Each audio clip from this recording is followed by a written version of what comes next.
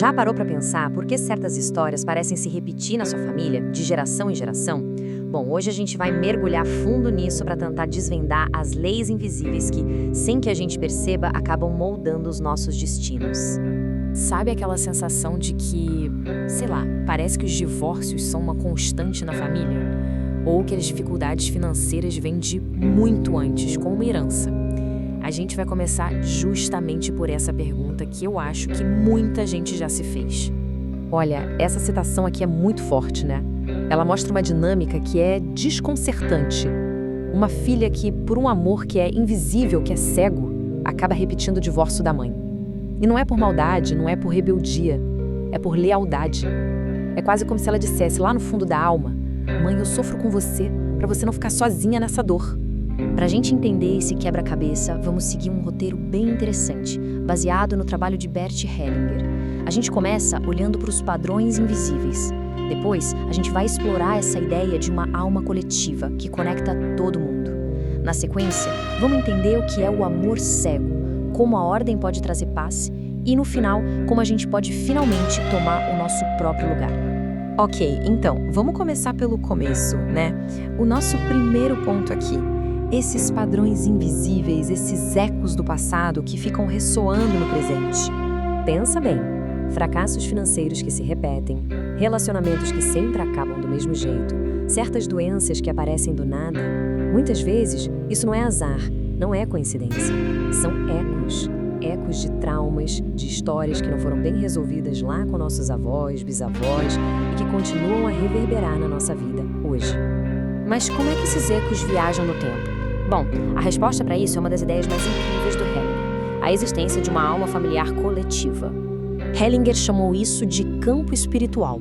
Tenta imaginar como se fosse uma grande nuvem de informações da sua família, uma consciência invisível que guarda a memória de todo mundo, tanto os vivos quanto os que já se foram, e que está sempre buscando um equilíbrio.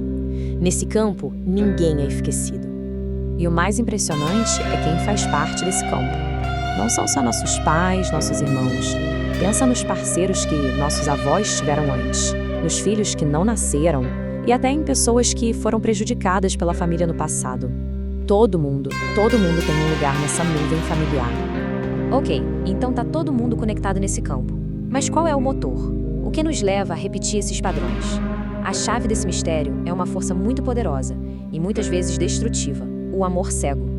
É um tipo de amor infantil que não vê as consequências. Uma criança, por uma lealdade cega, pode pensar algo como: se o meu pai faliu, eu também não vou ter sucesso, para ser leal a ele. É uma tentativa, sabe, de aliviar a dor do ancestral, mas que no fim só faz o sofrimento continuar. Um exemplo clássico desse amor cego é a parentificação. Sabe quando uma criança, vendo a tristeza da mãe, por exemplo, tenta virar a melhor amiga dela, a cuidadora? Ela sai do seu lugar de criança por amor, mas ao fazer isso, ela inverte toda a ordem natural e pega para si um peso que é grande demais. E aqui a gente vê esse conflito de forma muito clara. Conscientemente a pessoa pensa: eu quero que minha mãe seja feliz. Mas lá no nível da alma familiar, a dinâmica é outra.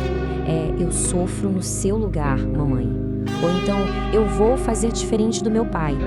Mas no fundo, a lealdade diz: papai, eu te sigo no seu fracasso. É um cabo de guerra. Essa frase, eu em seu lugar, ela é quase como um feitiço inconsciente. É a criança, lá no fundo, dizendo: eu carrego a sua dor, eu carrego a sua doença, o seu fracasso. E esse sacrifício, feito por amor, acaba sendo a receita para a infelicidade se repetir. Então, tem saída para esses emaranhados todos? A gente está condenado a repetir tudo para sempre? A boa notícia é que não. A solução, segundo Hellinger, está em restaurar a ordem. É aí que a gente encontra a paz. E essa paz vem quando a gente respeita 3 leis bem simples, que são as ordens do amor. A primeira, todo mundo tem o direito de pertencer. A segunda, existe uma hierarquia, quem veio antes tem precedência. E a terceira, tem que haver um equilíbrio entre o dar e o receber.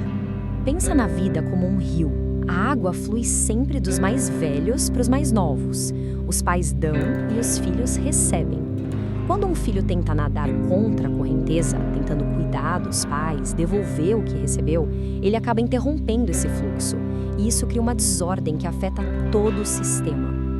Muitas vezes, a solução está em palavras simples, mas que restauram a verdade.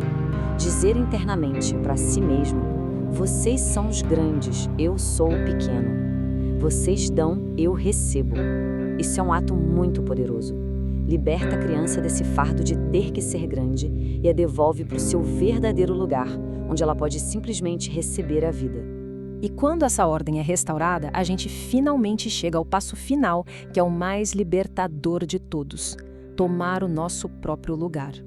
A libertação não vem de negar a nossa história ou de brigar com ela, mas de honrá-la. Significa olhar para o destino dos nossos antepassados com respeito, sabe? Sem julgar e dizer: eu aceito a vida que veio através de vocês e sou grato. Só com essa aceitação é que a gente fica livre para seguir em frente e viver o nosso próprio destino. E aqui está a grande lição de tudo isso. No fim, tudo flui muito melhor quando os filhos são apenas filhos e os pais são apenas pais. Quando cada um ocupa o seu devido lugar, o amor pode curar e a vida pode finalmente seguir adiante, forte e livre. Fica aqui uma reflexão final para a gente pensar. E se os maiores fardos que a gente carrega, aqueles pesos que parecem maldições, e se eles não forem nada disso? E se forem, na verdade, apenas atos equivocados de um amor muito profundo e muito leal?